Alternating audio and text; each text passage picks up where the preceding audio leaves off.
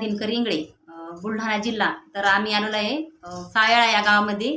लताताई आव्हाळे यांच्या माध्यमातून या आजीला अमृत ज्यूस आणि आर्थचे दिलेले आहेत. तर आजीला आधी काय त्रास होता आणि अमृत ज्यूस घेता त्यांना काय फरक पडला तर तुम्ही आजीच्या तोंडूनच ऐका. तर आजी तुम्हाला सांगा काय काय त्रास होता.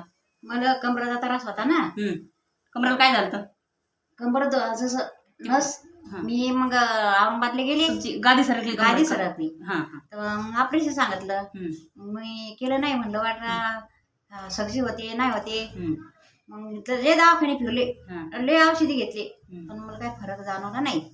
मग आता या बाटलीपासून जसं या बाटली आता दुसरी बाटली आहे त्यापासून जसं मग तुंबडी नाही ती इथली तुंबडी होती मला या महिन्यात की मी जागीच लोळा जाय.